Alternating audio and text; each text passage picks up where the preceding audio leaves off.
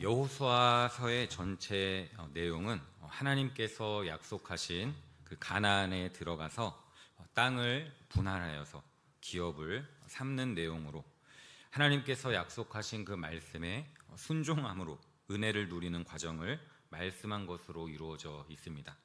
2장에서 두 명의 정탐꾼들이 여리고에 들어가서 라합으로 인해서 정탐을 무사히 마치고 돌아온 내용으로 되어 있고, 오늘 이 본문에서는 이제 가나안을 향해서 들어가는 그 내용으로 이루어져 있습니다.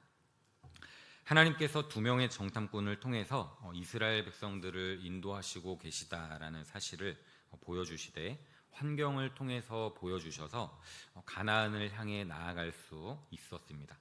우리가 믿음으로 걸어가는 길에도 하나님께서 인도하시고 또 하나님께서 보호하시고 계신다는 그 사실을 믿음으로 살아가는 그 형통함을 통해서 보여주실 때가 많이 있습니다.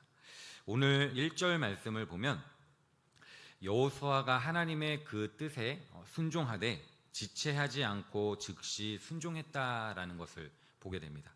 순종하는 것을 머뭇거린다면 사탄이 틈을 타기가 쉽습니다. 그러면 자연적으로 염려하게 되고 근심에 빠지게 됩니다.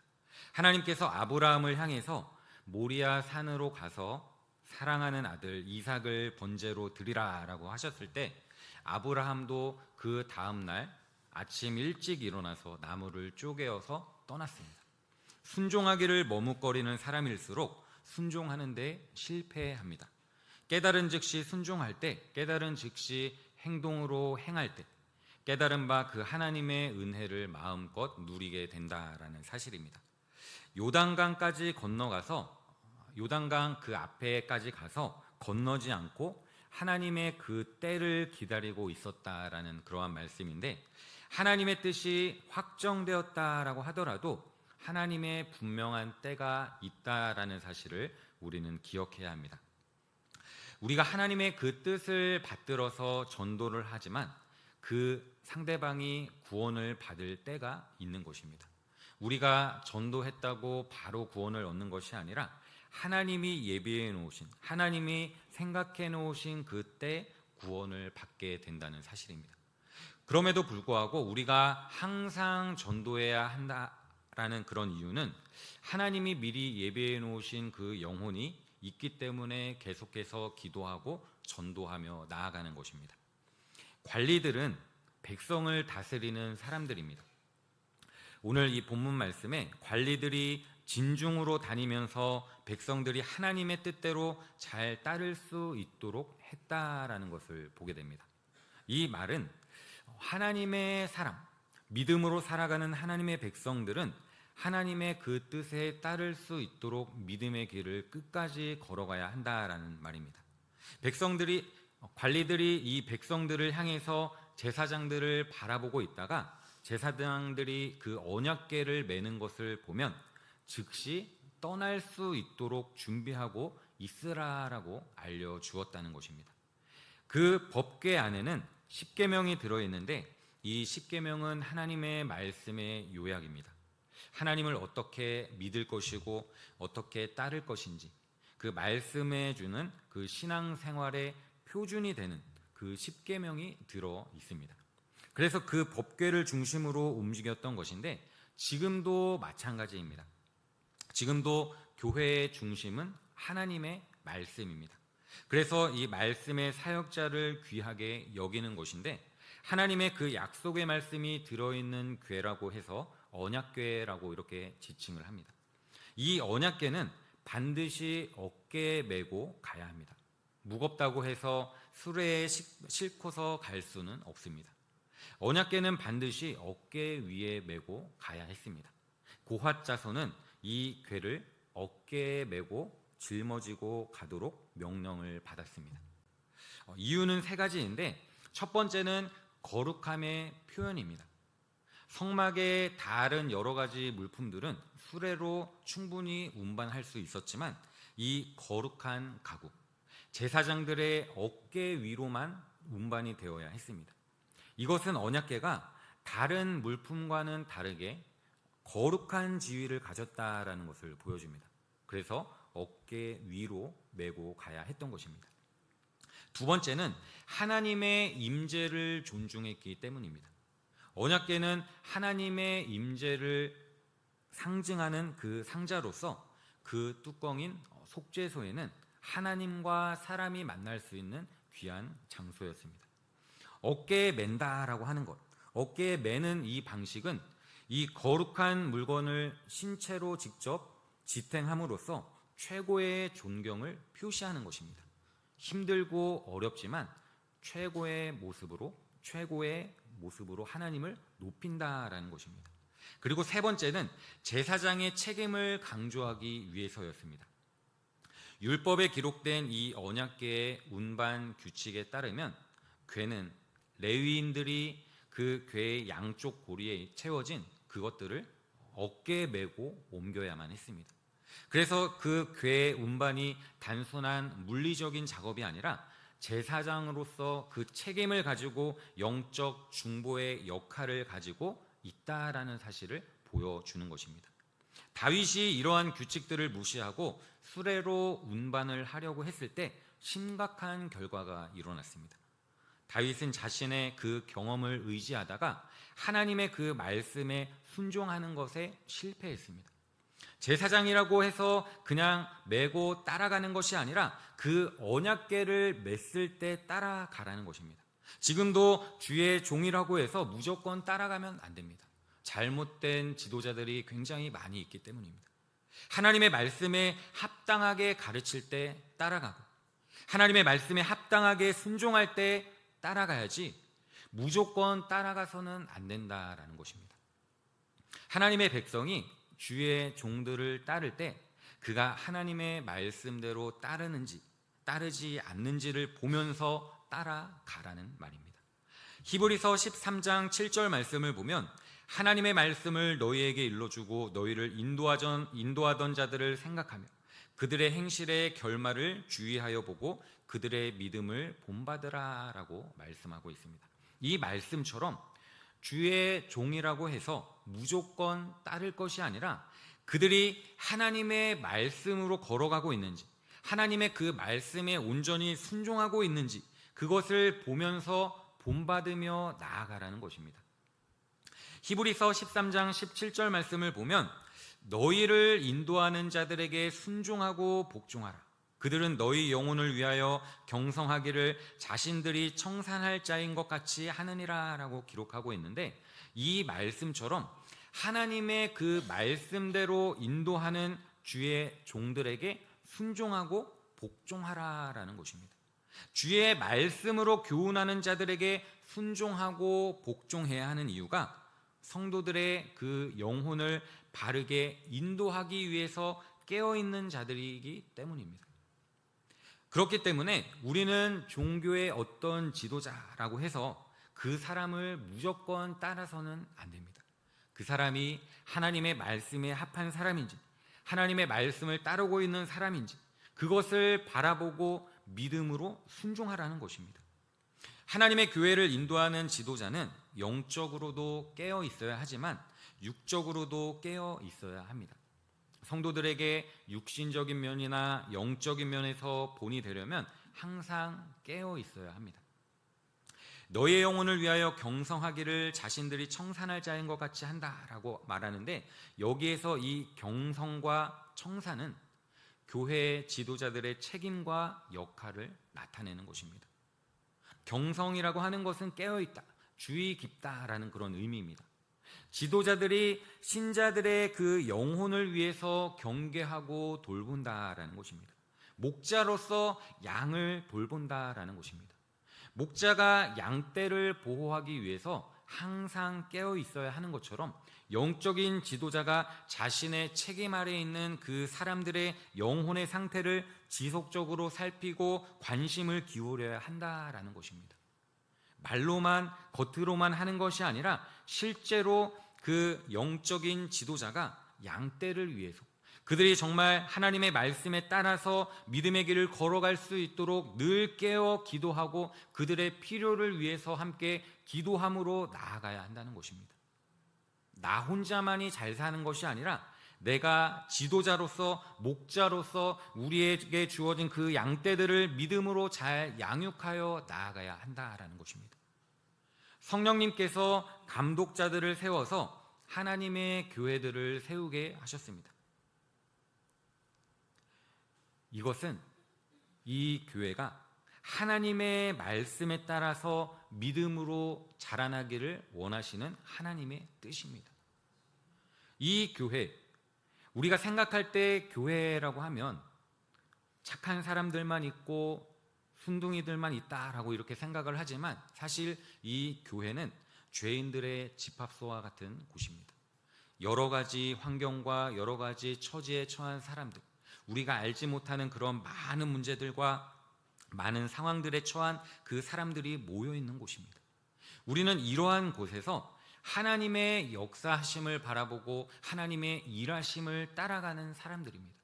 우리는 연약하고 부족하기 때문에 하나님을 의지하고 하나님께 기도하며 나아가는 사람들이라는 것입니다.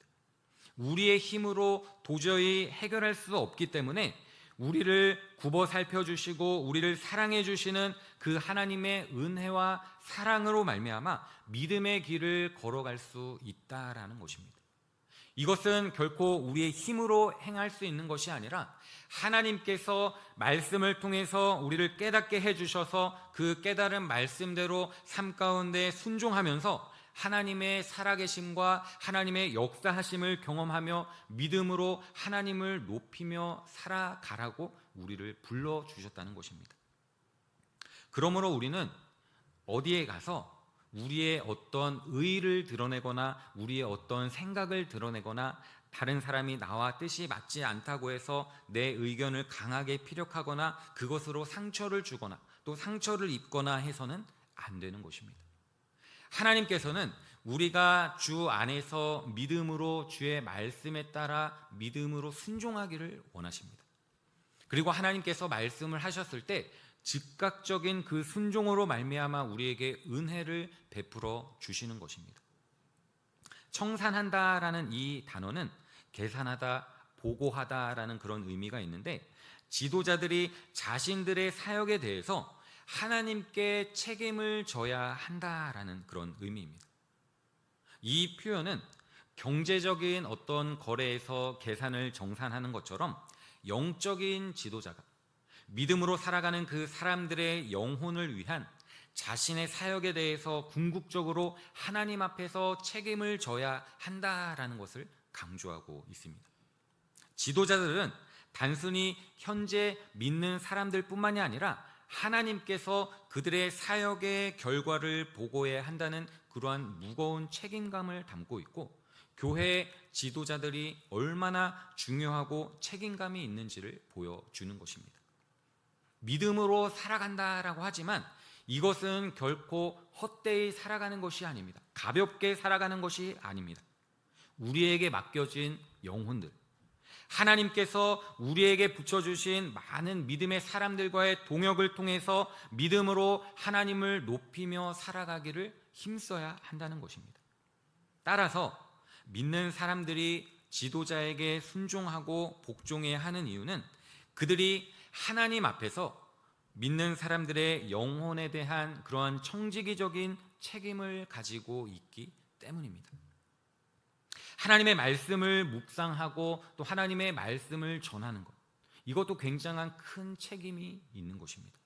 그냥 되는 대로 살아가고 내 마음대로 해석하고 이렇게 말씀을 말하는 것이 아니라 정말로 이 하나님의 뜻이 어디에 있는지, 그리고 이 말씀을 통해서 우리가 어떻게 살아가야 하는지를 계속해서 연구하고 하나님의 말씀에 따라 살기를 힘써야 한다는 것입니다.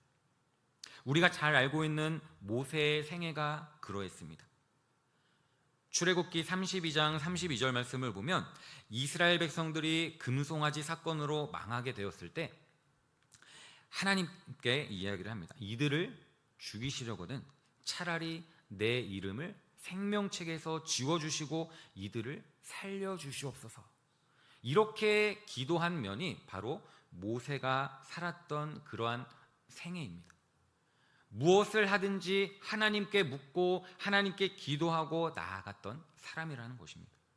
모세 자신이 그 백성들을 가르치고 인도했기 때문에 그 백성들이 하나님 앞에서 불순종하고 망한다면 자신에게도 책임이 있으니 그 책임을 자신에게 전부 묻어달라라고 했던 것입니다.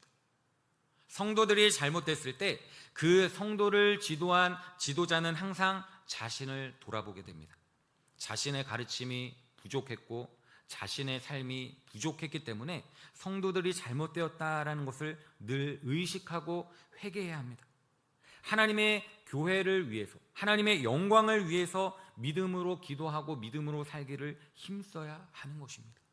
나만 구원받았다고 해서 나만 잘 살고 다른 사람들은 모른 채 하고 살아가는 것이 아니라 하나님께서 나를 택해 주시고 나를 믿음의 사람으로 세워주셨을 때에는 우리 주변에 많은 믿음의 사람들이 끝까지 어떻게 해서든 하나님의 그 말씀에 따라갈 수 있도록 함께 해 주어야 한다는 사실입니다. 이때 이스라엘의 백성들의 숫자가 200만이 넘었습니다. 200만 명이나 되는 사람들이 줄을 서서 제사장 바로 뒤에 따라가는, 제사장이 앞에 가는 것을 보면서 따라갈 수는 있지만 가까이 있는 사람들은 잘 보게 되지만 저 멀리 뒤에 있는 사람들은 제사장을 제대로 볼 수가 없습니다.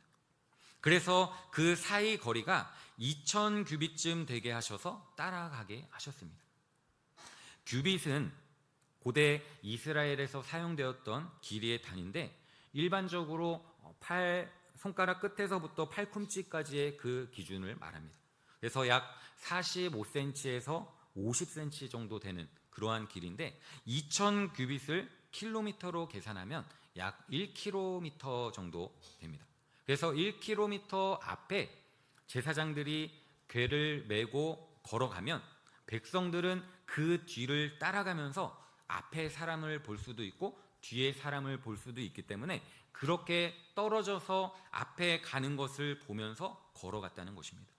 하나님의 말씀이 얼마나 합당하십니까? 앞에 있는 몇몇 사람들만 언약궤를 바라보고 뒤에 사람들은 앞에 있는 사람들의 머리만 보고 따라가라 하지 않으시고 온 백성들이 그 법궤를 맨 제사장들을 보면서 갈 수 있도록 1km의 거리에 앞에 두고 갔다라는 것입니다. 이것이 얼마나 감사한 일입니까? 알고 따라가는 것과 모르고 따라가는 것은 큰 차이가 있습니다. 알고 따라가면 우리가 즐겁게 갈 수 있지만 모르고 따라간다면 불안합니다. 하나님은 우리가 불안한 상태로 살기를 원하지 않으십니다. 언제나 주 안에서 하나님의 은혜와 하나님의 사랑을 누리며 그 평강을 누리며 살아가기를 원하십니다. 너희가 이전에 이 길을 지나보지 못하였다라고 하는 이 말씀, 처음에 가는 길이라면 누구라도 불안한 마음이 생깁니다. 이 길로 가야 할지 저 길로 가야 할지 모르기 때문에 불안해합니다. 그런데 하나님께서 이스라엘 백성들로 하여금 전혀 불안해하지 않도록 저 앞에 제사장들을 가게 하면서 그 제사장이 걸어가는 것을 보면서 따라가도록 하셨다라는 것입니다. 우리의 인생은 처음 가는 길입니다. 우리의 인생길은 다 처음 가는 길입니다. 지금까지 살아온 길은 지나온 길이지만 오늘부터 살아가는 그 길은 우리가 처음 가는 길입니다. 처음 가는 길이지만 불안해할 필요가 없는 것은 전능하신 그 하나님께서 우리의 가는 길을 열어 놓으셨기 때문입니다. 전능하신 그 하나님께서 하나님의 말씀 사역자를 세워주셨다는 사실입니다. 하나님께서 세워주신 주의 종, 곧 하나님의 그 말씀에 순종하는 주의 종을 따라가면 처음 가는 길이지만 실족하지 않고 끝까지 믿음으로 걸어갈 수 있다는 사실입니다. 말씀대로 한 걸음 한 걸음 순종해서 가다 보면 전에 경험하지 못한 일이 있을지라도 전혀 염려할 필요가 없다는 사실입니다. 경험보다 중요한 것이 하나님의 말씀이기 때문입니다. 사람의 경험은 변하지만 하나님의 말씀은 변하지 않습니다. 하나님의 말씀을 가르치는 입장에 있는 저도 성도님들과 마찬가지입니다. 목회를 완전하게 배워서 하는 것이 아니기 때문에 같은 입장입니다. 그러나 성경대로 하나님의 말씀에 순종하여 가다 보면 하나님께서 왜 이렇게 말씀하셨는지 그 이유를 깨닫게 되고 안심하고 말씀대로 가르치고 말씀대로 걸어가는 것입니다. 말씀은 진짜 잘 전해야 하는 것 같습니다. 말씀의 은혜를 누릴 수 있는 것도 가장 큰 축복입니다. 이때 이스라엘 백성들이 처음 가는 길을 갔기 때문에 불안하다라는 것을 하나님께서 다 아시고 걱정하지 말고 따라가라고 1km 앞에 가고 있는 그 제사장들을 바라보면서 가도록 하셨습니다. 제일 중요한 것은 말씀의 기준을 따라 걸어가는 것입니다. 그 다음에 성결한 것이 중요하다라는 말씀입니다. 하나님께서는 성결하지 못한 자와는 동행하시지 않습니다.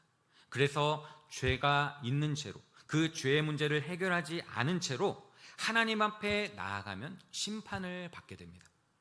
성결한 자는 하나님과 교제를 할 수 있는 사람이지만 성결하지 못한 자는 하나님과의 어떠한 교통이 이루어지지 않기 때문에 성결이 그만큼 중요한 것입니다.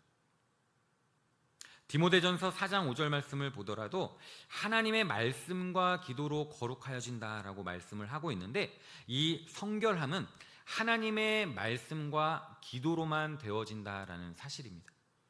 우리가 처음 거룩하게 되어지는 것은 예수 그리스도의 십자가의 죽으심과 부활, 예수님의 그 보혈을 믿는 순간 되어집니다. 예수 그리스도의 죽으심과 부활을 믿는 그 순간 우리의 모든 죄를 다 사함받기 때문입니다. 그러나 살아가는 중에 부족해서 넘어지기 때문에 다시 회개하면서 성결의 은총을 회복해야 하는 것입니다. 우리가 죄를 지었음에도 불구하고 그 죄를 회개하지 않고 걸어간다면 하나님께서 우리의 모습을 보시고 기쁘게 받으시지 않는다는 사실입니다. 죄를 갖고 있기 때문에 이 죄에 대해서 하나님은 심판하신다는 것입니다. 그러나 우리가 이 죄의 문제를 예수님으로 인하여서 해결받고 하나님의 자녀로서 믿음으로 살아간다면 하나님의 심판이 아니라 하나님의 은혜와 하나님의 축복으로 우리를 인도해 주신다는 사실입니다.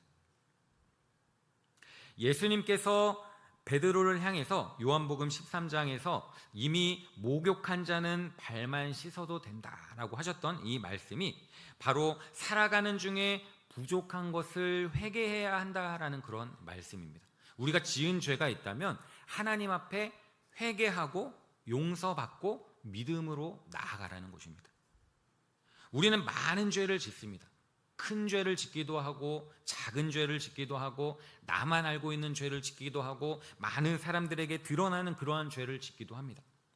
그런데 예수님께서 이 모든 죄를 해결하셨습니다. 깨끗게 하셨습니다. 우리는 더 이상 죄 가운데 빠져 살 것이 아니라 예수님의 공로로 말미암아 하나님의 자녀로서 믿음으로 하나님을 높이며 하나님을 섬기며 나아가기를 힘써야 하는 것입니다.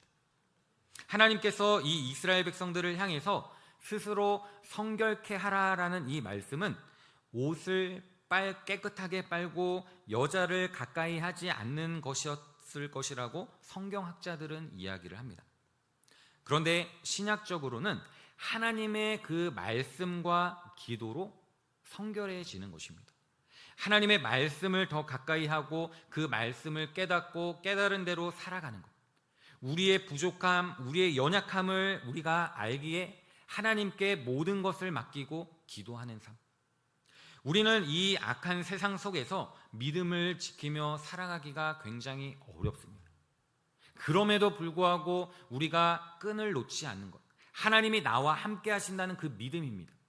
하나님이 나와 함께 하시기 때문에 그 말씀을 믿고 우리가 기도함으로써 하나님의 자녀로서의 길을 걸어간다는 것입니다. 우리의 인생은 다른 누군가가 대신 살아줄 수 있는 것이 아닙니다. 하나님과 나 사이의 관계에서 하나님이 나를 죄로부터 구원해 주시고 나를 사랑해 주셨다는 그 사실, 이 사실 하나만으로도 우리는 믿음으로 살아가기에 충분한 삶입니다. 그럼에도 불구하고 우리는 무언가를 하나님께 더 요구를 합니다. 어떠한 조건을 내세우면서 이야기를 하기도 합니다. 이러한 것을 해결해 주시면 내가 더 열심히 믿겠습니다. 이러한 것들이 해결되어지면 내가 더 열심히 하나님을 사랑하겠습니다. 하나님의 말씀대로 살겠습니다. 이러한 조건을 가지고 우리는 살아간다라는 것입니다. 그런데 하나님의 그 삶의 모습을 한번 보시기 바랍니다. 하나님께서 우리를 사랑하시되 죽기까지 사랑하셨는데 죄인이었을 때, 죄를 지었을 그때조차도 하나님은 우리를 향한 그 사랑을 갖고 계셨습니다. 그래서 예수님을 이 땅에 보내주셨고, 예수님이 이 땅에서 십자가에서 죽으심과 부활하심으로 말미암아 우리의 그 사랑을 확증하시면서 은혜를 베풀어 주셨다는 것입니다. 우리는 이 사실을 기억할 때 매 시간 또 매 순간순간 하나님이 나에게 베풀어 주신 그 은혜를 생각하면서 기쁨으로 살아가야 하는 것입니다. 나는 여전히 부족하고 나는 여전히 연약하지만 나와 함께 하시는 하나님, 나를 의의 길로 인도해 주시는 그 하나님만을 신뢰하며 나아갈 때 우리는 세상 가운데 적어도 넘어지지 않고 믿음의 길을 걸어갈 수 있다는 사실입니다. 하나님의 그 나라가 임하는 증거를 우리에게 보여주시는 것입니다. 요단강물은 아래로 흘러갑니다. 그러나 법궤를 맨 그 제사장들이 발을 들여놓으면 갈라진다고 하나님께서 약속하셨습니다. 하나님께서 그러한 놀라운 이적을 행하시니 하나님이 기뻐하시는 그 성결이 있어야 그 기적을 감격적으로 맞이할 수가 있는 것입니다. 만약에 우리가 하나님 앞에서 성결된 모습 없이 그 기적을 기대한다면 감사함보다 두려움에 떨지도 모릅니다. 성결한 사람들은, 구별된 사람들은 하나님의 그 일하심을 바라볼 때, 하나님의 그 기적을 볼 때 감격하게 되고 감사하게 되고 찬양하게 되지만, 성결하지 못한 사람들은 두려움에 떨게 됩니다. 하나님께서 행하신 그 기적이 나타날 때 언제나 두 가지 현상이 나타납니다. 홍해가 갈라졌을 때에는 하나님의 백성들에게는 구원의 역사가 일어났지만 애굽 군대들에게는 심판의 역사가 일어났던 것처럼 하나님의 역사가 일어날 때는 언제나 구원의 역사와 심판의 역사가 같이 일어난다라는 사실입니다. 이 말씀은 백성보다 앞서가는 그 제사장들이 먼저 순종해야 한다라는 것입니다. 우리도 먼저 믿은 사람들, 신앙의 연수를 자랑할 것이 아니라 내가 지금 하나님 앞에 바로 서 있는지 그것을 점검하면서 나를 믿는 사람으로 하나님께서 붙들어 주시고 구원해 주셨다는 그 사실을 기억하면서 우리가 먼저, 다른 사람들보다 먼저 이 믿음을 가지고 구원을 받았다라고 한다면 하나님의 그 말씀에 순종하기를 먼저 힘써야 하는 것입니다. 내가 이거 해보고 저거 해보고 다 해봤는데 안 된다, 이런 말을 할 것이 아니라 하나님께서 나를 구원해 주셨을 때에는 내가 믿음으로 그 하나님의 말씀에 순종하기를 힘써야 한다라는 것입니다. 오늘 주신 말씀을 통해서 우리가 기억해야 할 것은 우리가 믿음으로 걸어가는 이 길은 처음 가는 길이지만 하나님이 말씀해 주신, 하나님이 약속해 주신 그대로 걸어간다면 우리 가는 길에 모든 막힌 것들을 열어주시고 끝까지 믿음의 길을 걸어갈 수 있도록 우리를 인도해 주신다는 사실입니다. 원하기는 하나님의 말씀대로 믿고 순종함으로써 하나님이 우리에게 열어주신 그 은혜의 길, 믿음의 길, 영원한 생명의 길을 걸어가는 귀하고 복된 성도님들이 되시기를, 그래서 한 주 동안 하나님의 영광을 드러내며 하나님의 은혜를 마음껏 누리며 살아가는 귀하고 복된 성도님들이 되시기를 주님의 이름으로 축원합니다.